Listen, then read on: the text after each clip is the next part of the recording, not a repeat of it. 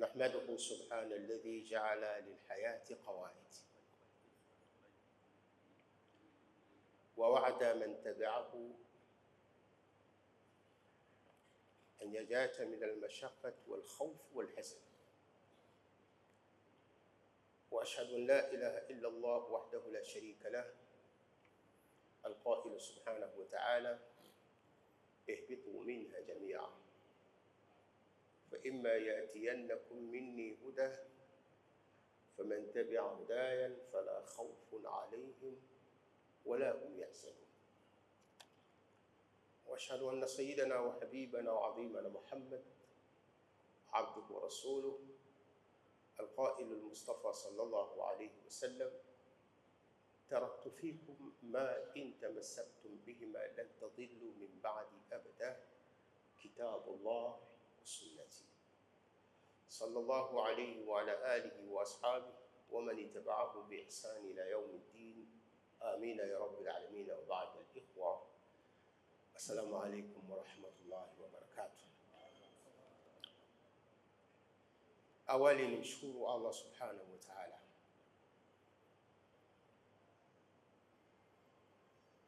aliyeweka kanuni na taratibu katika maisha, akawaahidi wote watakaoheshimu na kuzingatia kanuni hizo wataepukana na mashaka, wataepukana na hofu, wataepukana na huzuni ya kimaisha. Na hii ilikuwa ni ahadi ya Mwenyezi Mungu Subhanahu wa Ta'ala kutoka mtu wa kwanza na mwanadamu wa kwanza walipoanza kuutumia ulimwengu tunaotumia leo.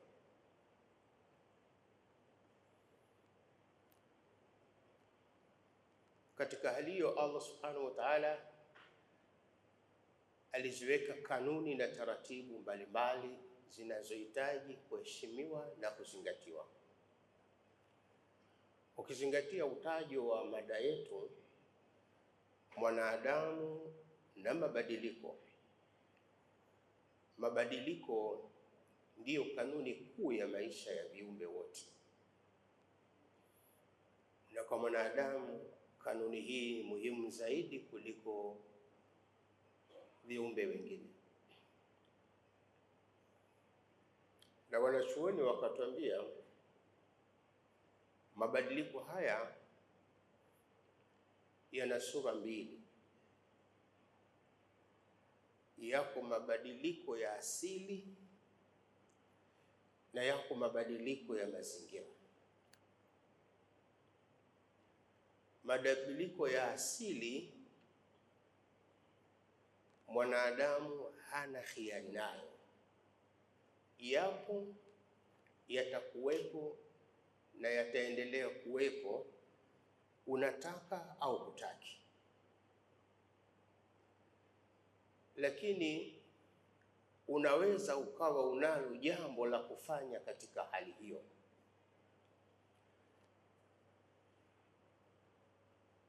Allah Subhanahu wa Ta'ala katika surati Al-Mu'minun, kiangalia kutoka aya ya 12 mpaka aya ya 16, Allah Subhanahu wa Ta'ala anasema: walaqad khalaqna al-insana min sulalatin min tin, hakika tumemuumba mwanadamu kutoka katika asili ya udongo. Thumma ja'alnahu nutfatan fi qararin makin, kisha hatua ya pili tulimjalia mwanadamu au tulimfanya kupatikana mwanadamu ni kutokana na tone na manii lililowekwa katika makazi madhubuti. Fakhalaqna nutfatan al-alaqa au fakhalaqna al-nutfata alaqa, tukaumba kutoka katika tone hilo la manii likawa pande la damu.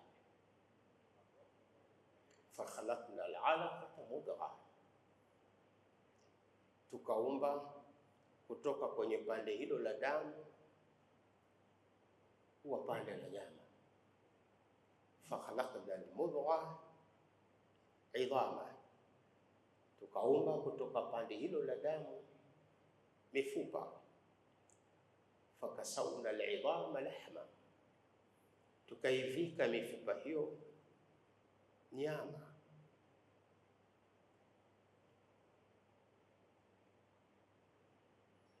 Haya ni mabadiliko kutoka hatua moja kwenda hatua nyingine. Hakuna jitihada ya mwanadamu inayopita katika sura hiyo.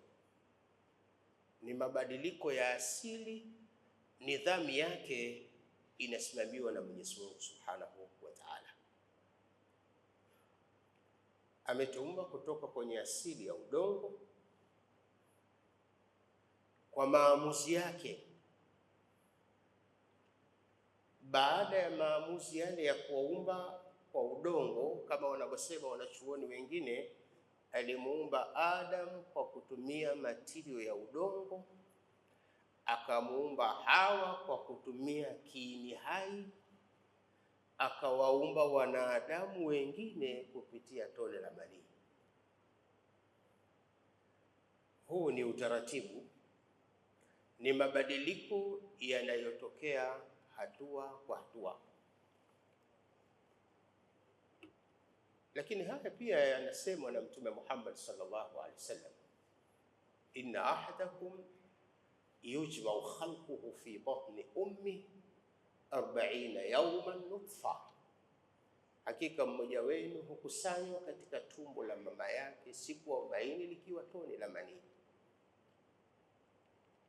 Thumma yakunu alaqatan mithla dhalik, kisha tone hilo la manii hugeuka likawa pande la damu kwa siku 40. Kisha pande hilo la damu hugeuka likawa pande la nyama kwa siku 40 nyingine. Hadithi ya Mtume Muhammad inaonyesha baada ya siku 40 ya tatu hutuma malaika kwa ajili ya kulipulizia roho pande hilo la nyama, ambalo kwa mujibu wa aya tumeona tulitoka kwenye udongo, tukaja kwenye manii, tukaja kwenye damu, tukaja kwenye nyama, tukaja kwenye mifupa. Thumma insha'nahu khalqan akhar, kisha tukatengeneza umbile jingine kwa namna ambavyo Allah subhanahu wa ta'ala ametaka kuumbe. Na kwa sababu ni jaala, haiziwi mwanadamu mweupe kutoa mwanadamu mweusi, mwanadamu mweusi kumtoa mwanadamu mweupe, kwa sababu si mipango yake mwanadamu huyo, ni maamuzi ya Mwenyezi Mungu Subhanahu wa Ta'ala. Kama mahali pengine Qur'ani inasema, inna khalaqnakum min dhakarin wa untha waja'alnakum shu'uban wa qabaila lita'arafu, hakika sisi tumekuumbeni kutoka kwa mwanamume mmoja na mwanamke mmoja. Ilitegemewa tutoke wote wa aina moja, ilitegemewa tutoke watu wa aina moja. Ni kama vile umepanda mbegu ya mtende, usiwe na matarajio ya kuota mchungwa kwa mbegu hiyo uliyopanda. Lakini huyu ni Mwenyezi Mungu Subhanahu wa Ta'ala sema, inna khalaqnakum min dhakarin wa untha, tumekuumbeni kutoka kwa mwanaume mmoja na mwanamke mmoja. Hatua ya tatu ya uumbaji. Hatua ya kwanza ni ya udongo, hatua ya pili ni ya kiini hai, hatua ya tatu ni mbegu ya uzazi. Tumekuumbeni kutoka kwa mwanaume mmoja na mwanamke mmoja. Waja'alnakum, tukaamua kufanya sasa, tukakufanyeni shu'uban wa qabaila, mataifa na makabila mbalimbali. Kwa maamuzi yetu inawezekana kukinyima kizazi kimoja baadhi ya virutubisho kikatoka kikiwa kina sura hii. Kama ambavyo nimehudhuria semina ya walemavu wa ngozi, wanasema ugonjwa huo au ulemavu huo ni kukosa rangi asili ya nywele, macho na ngozi.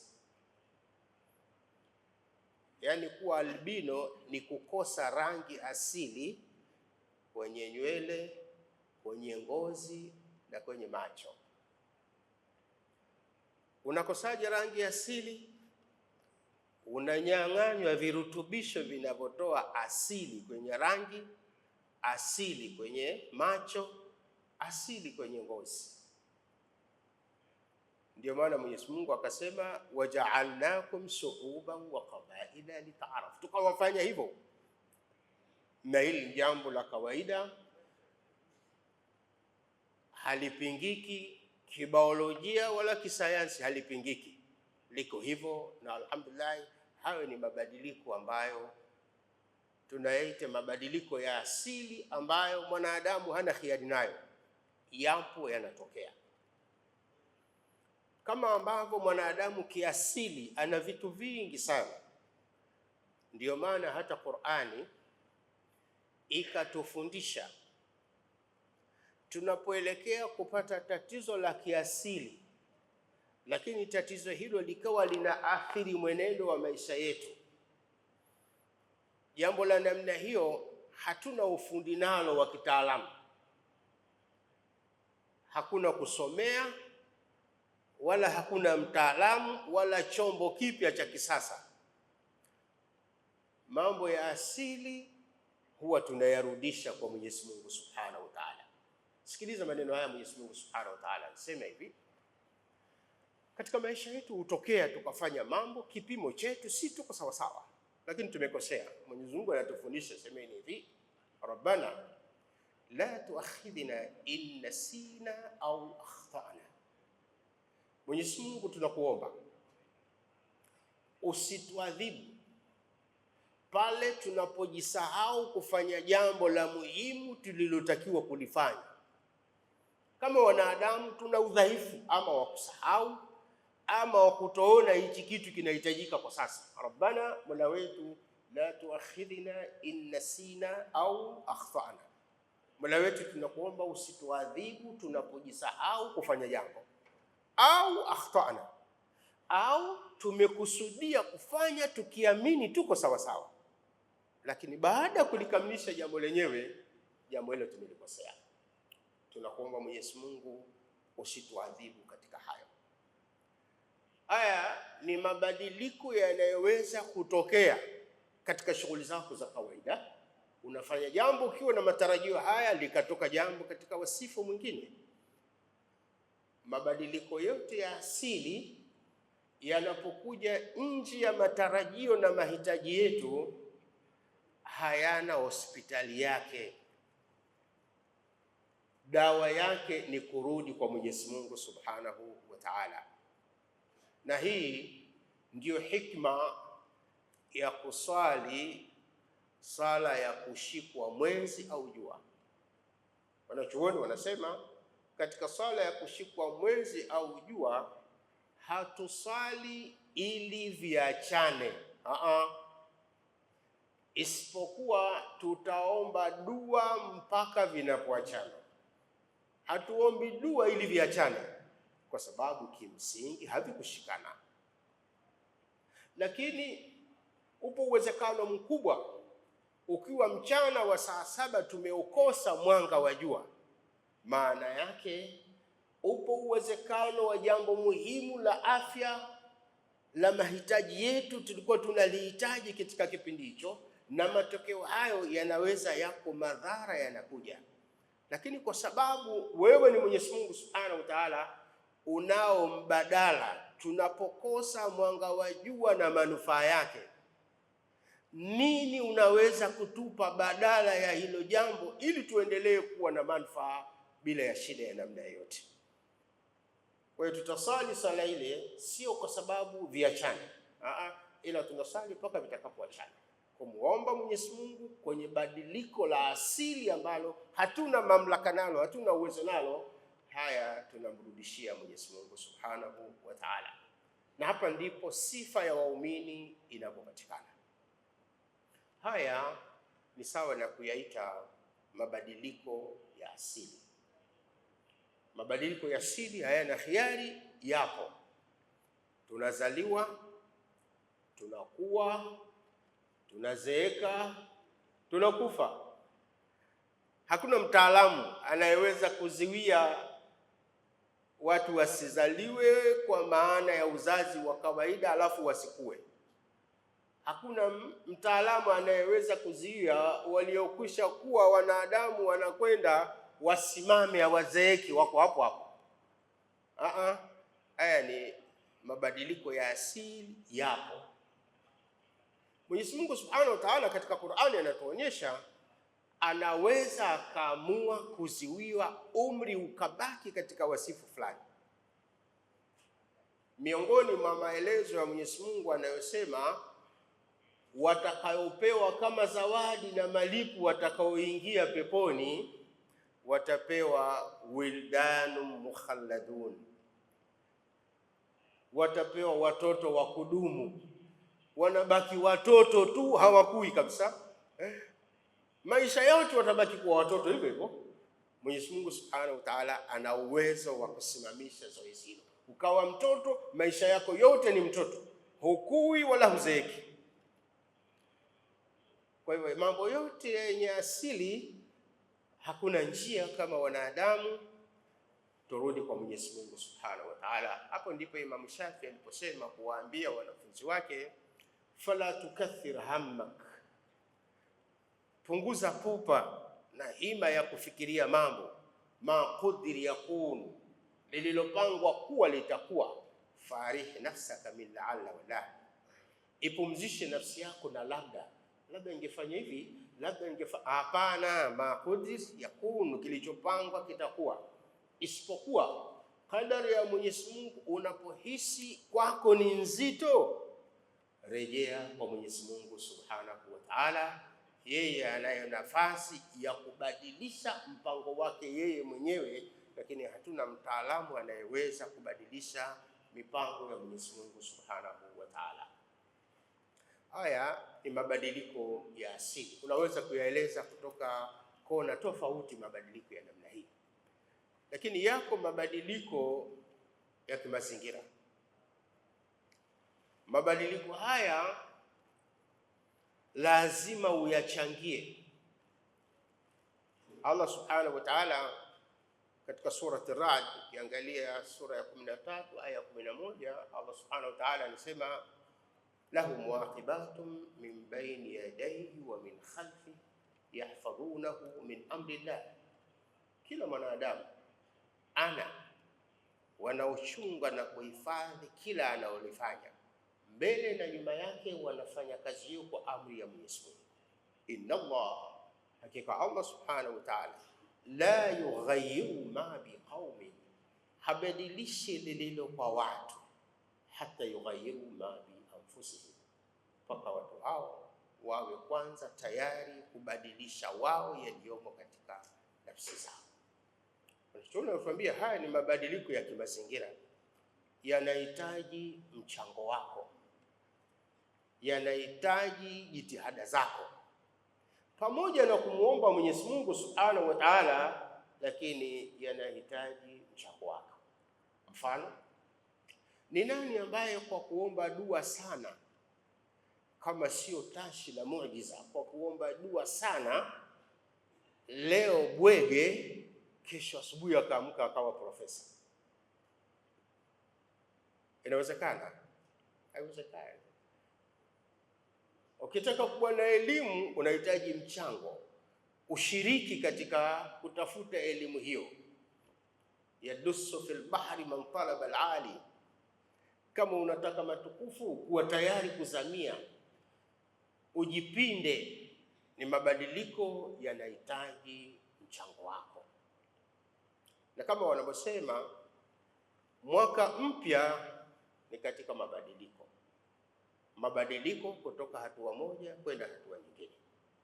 Eneo moja la mabadiliko ya mwaka mpya ni mabadiliko ya asili, hatuna khiari nayo.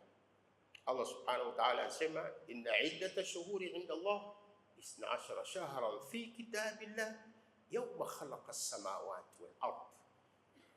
Hakika idadi ya miezi mbele ya Mwenyezi Mungu ni miezi 12. Hili halikuanzwa katika ugunduzi wa kisayansi. Hapana, hili ni toka mbingu na ardhi ilipoumbwa. Asili yake iko hivyo. Mabadiliko ya mwaka yatafanywa kwa kutimia miezi 12. Huu ni mpango wa Mwenyezi Mungu Subhanahu wa Ta'ala wa asili. Lakini katika mabadiliko haya yako mambo ya kimazingira yamo katika mabadiliko haya, kama anavyosema Mtume Muhammad sallallahu alaihi wasallam, man sawa yaumahu fahuwa maghbun, mwenye kuwa siku zake mbili zinafanana amepoteza. Jana yako na leo yako zikifanana umepoteza. Mwaka 1447 sasa tuko mwaka 1448. Hali uliyokuwa nao mwaka uliopita ndiyo hii ulionayo mwaka huu, wewe umepoteza, kwa sababu umri wako unapungua, umri wako unakwisha na huna unachoongeza. Nini maana yake? Unapata hasara ya matumizi mabaya ya muda ulionao. Una matumizi mabaya ya muda ulionao. Kwa hivyo si fahari kushangilia kuingia mwaka mpya. Sio fahari kushangilia kuingia mwaka mpya, bali ni tafakari muhimu unapoingia mwaka mpya. Kuingia mwaka mpya kuna kulazimu wewe kujitathmini kipindi kilichopita ulifanya nini, kwa sababu mwaka mpya kwako ni kengele ya ishara umri wako umepungua kwa mwaka. Na kwa bahati nzuri sana utakuwa una hakika kwamba umri wangu umepungua kwa mwaka, isipokuwa huna hakika umri wangu umebaki kwa siku ngapi. Ukishasikia mwaka mpya unapata hakika kwamba sasa umri wangu umepungua kwa mwaka mzima. Kutoka mwaka 1447 nimeingia mwaka 1448, nimepunguza mwaka mzima katika umri wangu. Hii ni hakika. Tatizo litakuwa moja, huna hakika siku zilizobaki mbele ni za kiasi gani. Ni mwaka mwingine tena unao, ni siku moja unao, hiyo hatuna hakika. Kwa hiyo sio fahari kushangilia kwamba mwaka mpya umeingia, isipokuwa ni wajibu wa kutafakari kwamba mwaka umepita niliutumia kwa usahihi kwa kiasi gani. Kwa sababu wanachuoni wanasema kitu cha thamani anachomiliki mwanadamu kikubwa zaidi kuliko vyote ni muda na nafasi ya maisha aliyokuwa nayo. Hicho ndio kitu cha thamani zaidi anachokimiliki mwanadamu, kwa sababu kwa muda huo ndiye anaweza kufanya jambo lolote. Watu wa uchumi wanajua dakika moja inavyoweza kuchezesha soko la dunia la kiuchumi. Dakika hii moja tu inaweza kuchezesha soko la dunia. Nyinyi mmekuwa mashahidi. Taarifa ya kwamba Hormuz imefungwa, tayari maisha dunia nzima yamebadilika. Eleko vizuri huo ni muda. Kwamba imefungwa, itafungwa kwa muda gani? Kila kitu huko nyuma kinabadilika. Muda ndiyo kitu cha thamani sana anachokimiliki mwanadamu. Je, anakitumia kwa namna inayofaa? Anakitumia kwa namna nzuri? Hili ndilo jambo la kujiuliza, na kwa kuzingatia kwamba mwanadamu na mabadiliko ni jambo hana namna ya kuliepuka. Kwanza yako mabadiliko ya asili, hana namna ya kuepuka. Hivi mimi unavyoniona nilikuwa na ndevu nyeusi kama zako. Alhamdulillah, naona zinakuwa nyeupe tu, haziumi. Naona zinakuwa nyeupe tu, haziumi, lakini naona zinakuwa nyeupe tu. Hakuna chakula kwamba sasa naziziwia, na hata ukiziwia hubadilishi badiliko lililopo linalofanya ndevu zako kuwa nyeupe. Eleweka vizuri? Kuna watu wanafanya mbwembwe, kuna watu wanatia hina, wanatia piko, wanatia kanta, wanatia. Ubadilishi lile badiliko lilo lipo tu, sawa sawa. Waswahili wanasema wanja wa manga sio dawa ya chongo. Umeelewa vizuri? Sio dawa ya chongo. Kwa hivyo utakuwa unafanya tu, lakini huna unachobadilisha. Na kwa sababu ni muhimu kuyaona mabadiliko, wanachuoni wanasema huwa ni chekesho sana kumuona mtu anatia rangi nywele zake au ndevu zake, kwa sababu anajificha ukweli anaotakiwa kuujua ili awe makini kwa kila kinachoendelea. Kwa sababu ishara ya ndevu kuwa nyeupe ni kwamba ndevu hizo zimechoka.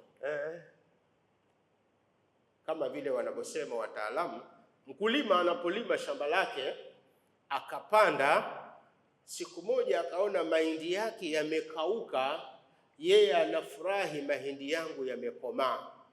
Kumbe hindi lenyewe limeshindwa kumudu mahitaji ya maisha, linapata jua kali, limepeleka mizizi chini kutafuta maji mpaka limechoka, limeshindwa na kazi hiyo, linakauka. Lakini mwenye shamba anasema alhamdulillah, mahindi yangu yamekauka, lakini hindi lenyewe limekufa wakati ule. Hilo hindi limekufa, na sababu za kufa limeshindwa kuhimili mabadiliko. Lakini wewe mwenye shamba unasema alhamdulillah, mahindi yangu yamekomaa, unavuna, unatumia kwa namna inavyofaa. Kwa hivyo mwanadamu na mabadiliko sio jambo la khiari, na kukumbusheni, kwa sababu yako mabadiliko hatuna khiari nayo. Kila mmoja wetu awe tayari kurejea kwa Mwenyezi Mungu Subhanahu wa Ta'ala, kumwomba Mwenyezi Mungu Subhanahu wa Ta'ala katika kila badiliko linalotokea katika maisha yake ambayo hana khiari nalo jambo hilo. Na ikiwa linatokea nje ya matarajio yako, huna jambo la kufanya isipokuwa ni kurejea kwa Mwenyezi Mungu Subhanahu wa Ta'ala. Na eneo la pili, badiliko la mazingira linategemea sana ushiriki na mchango wako. Ukifanya hivyo utakuwa umetimiza wajibu wako na nafasi yako mbele ya Mwenyezi Mungu Subhanahu wa Ta'ala. Usipofanya hivyo utakuwa umeikosea nafsi yako. Utakuwa umeikosea nafsi yako katika kukabiliana na matumizi ya muda na mabadiliko yanavyoendelea. Na hii itusaidie kupima kwenye mambo mengi sana. Qur'ani inatupa mifano mingi sana ya mabadiliko haya ya mazingira. Allah Subhanahu wa Ta'ala mahali fulani anasema hivi: dhahara al-fasadu fil barri wal bahri bima kasabat aidi nas. Ubaya umeenea na umezagaa bara na baharini, sio kwa sababu Mungu kakasirika, hapana, bima kasabat aidi nas.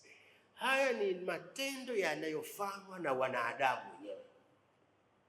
Na leo kamsudi, inawezekana tunapiga kelele ya mabadiliko ya tabia nchi, ni mabadiliko, lakini Mungu anasema yako mabadiliko yanayochangiwa na mikono ya wanadamu, jambo wanalolifanya. Sawa sawa. Mahali pengine Mwenyezi Mungu Subhanahu wa Ta'ala anasema, akionyesha na kutahadharisha, wattaqu fitna, ogopeni mtihani wa Mwenyezi Mungu, la yusibanna alladhina zalamu minkum khasa. Tatizo lake halitawakuta wanaofanya makosa peke yao.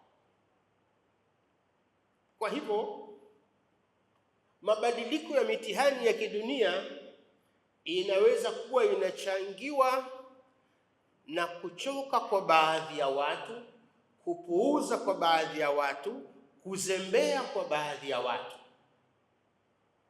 Na leo kabisa baadhi ya watu wakizembea au wakichoka au wakiona hawahusiki, hii ni sawa na ukisoma Riyadhus Salihin, kuna hadithi moja inaitwa hadithu safina.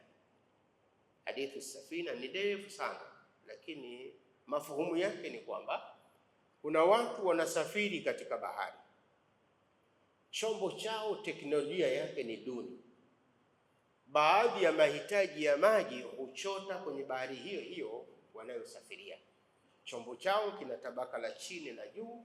Watu wa chini wanapohitaji maji huwaomba watu wa juu wawachotee kupitia kingo cha chombo chao ili wapate maji. Ikifikia hatua watu wa juu wamechoka kutoa huduma hiyo, au watu wa chini wamechoka kuomba huduma hiyo, wakaamua sisi tuko chini kwenye tabaka la maji, kwa nini tusitoboe hichi chombo huku chini tupate maji kwa urahisi? Mtume anasema hawa watu wa juu wakiwaacha watu wa chini watoboe, kinachotegemewa ni chombo chao kuzama, na kikizama hawatazama waliotoboa peke yake. Hata hawa ambao hawakuwakataza na wao pia wataingia katikati ya mtihani huo. Hadithi hii inatufundisha wajibu wa kuamrisha mema na kukataza mabaya. Kama watu hawawakatazi watu mabaya wanaoyafanya, madhara ya ubaya huo unaofanywa hautawahusu wale wanaofanya ubaya peke yake, utawahusu watu wote, kama tunavyoguswa leo na tatizo la mabadiliko ya tabia nchi.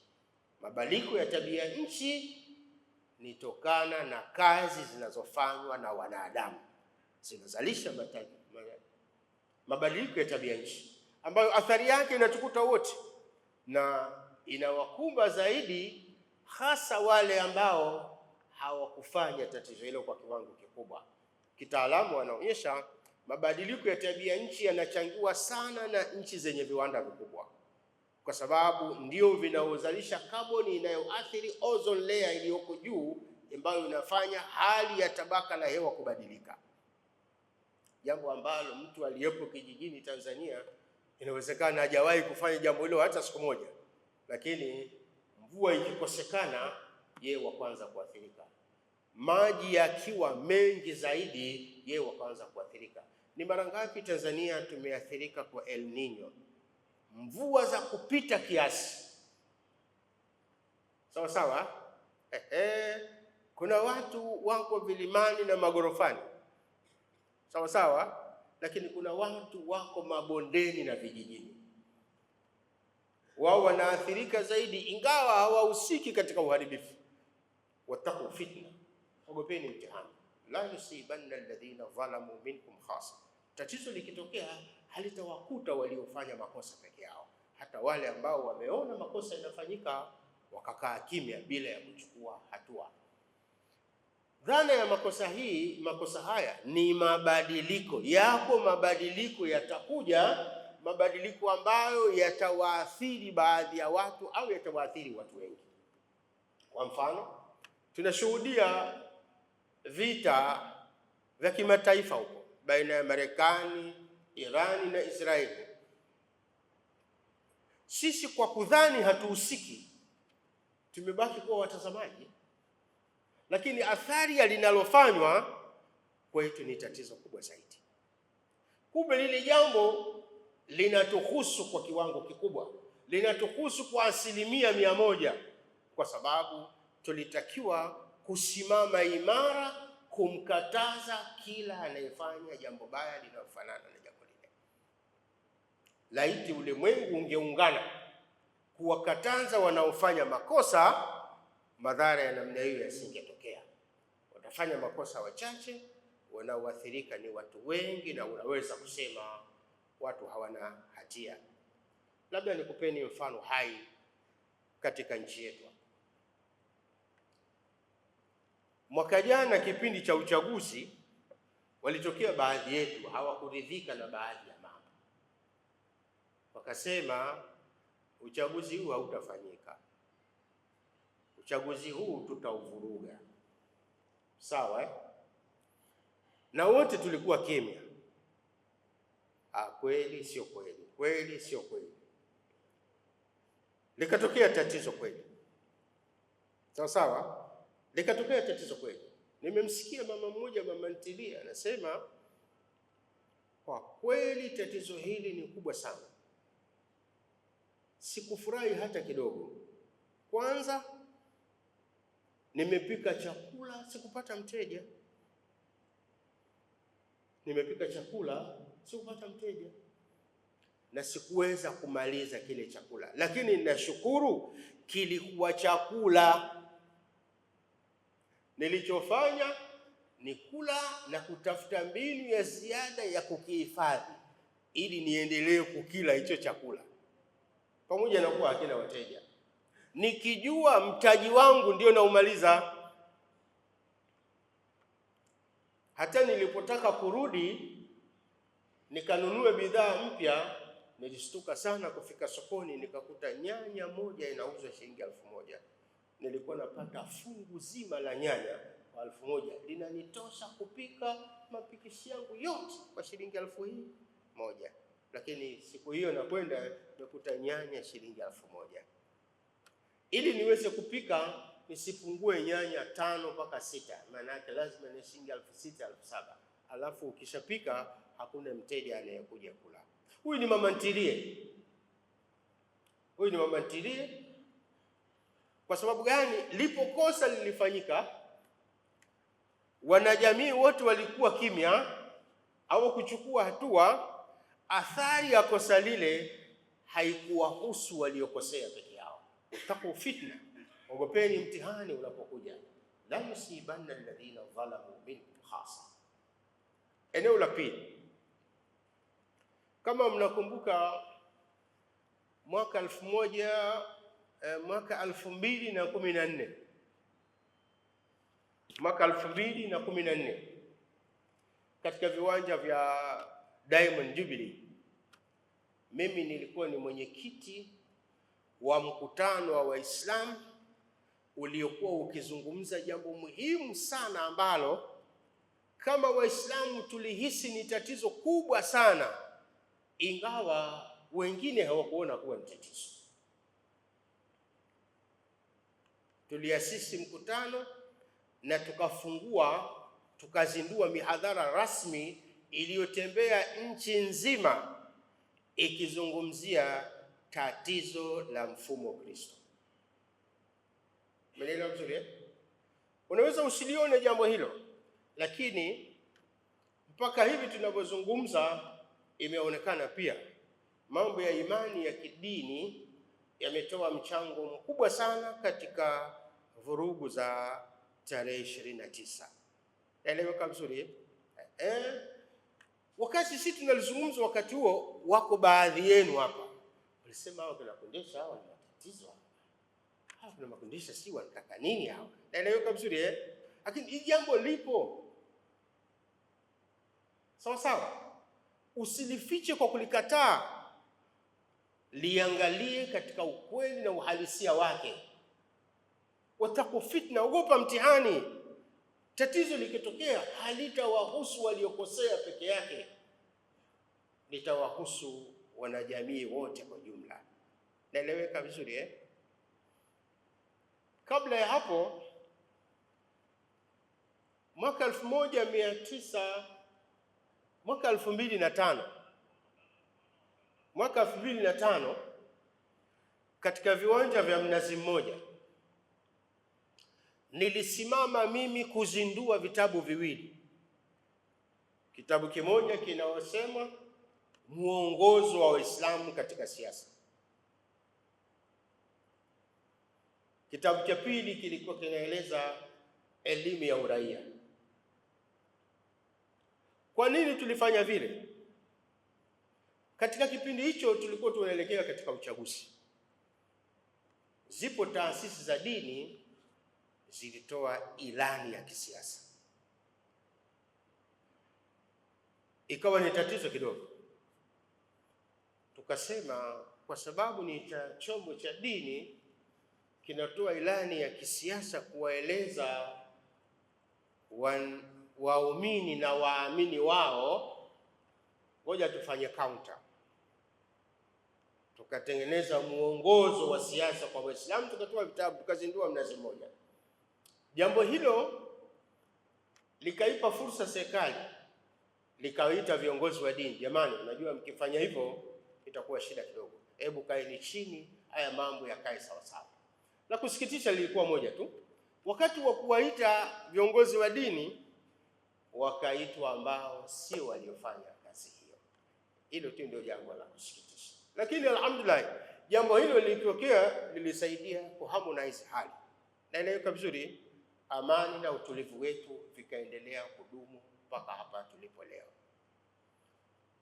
La kuzingatia katika mabadiliko ya mwaka, kama nilivyosema, mabadiliko ya mwaka yanatoa ishara ya kwamba umepungua umri wako kwa mwaka mmoja sasa hivi, na wewe ulitakiwa kujitathmini nini ulichokifanya. Lakini jipime katika kipindi kilichopita, ulifanya jambo gani la faida kwako katika maisha yako, kwa sababu mtaji ulionao ni huo uhai ulionao. Una kitu gani cha muhimu umekifanya? Na mwaka mwingine huu unakuja, Mwenyezi Mungu Subhanahu wa Ta'ala ameendelea kukupa neema ya uhai. Neema ya uhai hii unaifurahia na unaitumia kwa kufanya nini? Unatimiza malengo ya kuwepo kwako? Na niliwahi kuambia, kijiografia sisi ni Watanzania, kijamii sisi ni Waislamu. Mahali popote wanapoishi wanajamii tofauti, upo mvutano na mapambano baina yao hata kama hawakupanga. Waislamu wangependa sana Watanzania wote wawe Waislamu. Wasiokuwa Waislamu wangelipenda Watanzania wote wasio Waislamu. Hatuna ugomvi, lakini kila mmoja anatakiwa kuhamasisha watu waje kwake kwa amani na utulivu, kwa kumhubiria kama Qur'ani inavyosema, ud'u ila sabili rabbika bil hikma, waite watu katika njia ya Mola wako kwa hekima. Kama uwezi, acha kazi hiyo, haikufai. Ud'u ila sabili rabbika bil hikma, waite watu katika njia ya Mola wako, waite kwa hekima, kwa sababu mnaishi na wasiokuwa Waislamu kama nyie. Kama unawataka watu waje katika Uislamu, waite, lakini waite vizuri. Mahali pengine Qur'ani imetukataza kutukana miungu ya wasiokuwa Waislamu, wasije wao wakamtukana Mungu kwa makosa kwa sababu tu wewe umetukana miungu yao. Waite kwa hekima. Haya ni mapambano. Allah Subhanahu wa Ta'ala anatufundisha approach ya namna ya kuendea jambo hili. Mabadiliko haya yanatokea, na mara nyingi au kama sio zote, Waislamu wamekuwa washindi mahali pengi sana, lakini bahati mbaya wameshindwa kujua tu nguvu na ushindi wao kwa wapi. Nitakupa mfano hai. Ukifika mwezi wa Ramadhani, jamii yote hubadilika. Changudoa usimamisha kazi, wenye mabaa huwa wanapaka rangi. Ukiwauliza wanakuambia mwezi wa toba. Waulize tu watakwambia mwezi wa toba. Lakini hata wavuta unga huwa wanasimama, anasema mwezi mgumu rafiki yangu, arosto mpaka jioni. Naeleweka vizuri, kwa sababu mwezi wa toba. Kwa hiyo kila jambo lisilofaa huwa linaachwa. Hiyo ni nguvu ya Uislamu, lakini bahati mbaya hatujajua kuwa hiyo ni nguvu. Tungeijua kuwa ni nguvu, tungeendelea kuitumia hata baada ya Ramadhani. Naeleweka vizuri, tungeendelea kuitumia hata baada ya Ramadhani, kwa sababu kipindi hicho huwa kinaleta mabadiliko. Mada yetu ilikuwa ni mwanadamu na mabadiliko. Mabadiliko ya kimazingira ni mabadiliko muhimu sana ambayo yanahitaji ushiriki wa kila mmoja wetu, na kuomba tengeneza mifano ya kutosha inayohusiana na mabadiliko ya kimazingira ambayo wewe ulitakiwa kushiriki, hujashiriki namna inavyofaa. Msimamizi ananiambia tumeshafika dakika 44, dakika 45 ilikuwa tusimame ili tupate fursa ya kukusikieni. Mmeuliza nini? Mmeelewa nini? Mnarekebisha wapi? Kwa sababu tunazungumzia mwanadamu na mabadiliko. Mwanadamu si mimi kina Sheikh Abdallah, nyinyi pia ni wanadamu, lakini dhana tuliyoitumia ni dhana ya Uislamu juu ya mwanadamu na mabadiliko. Aqulu qawli hadha wa astaghfirullah li wa lakum wa lisa'il muslimin. Assalamu alaykum wa rahmatullahi wa barakatuh.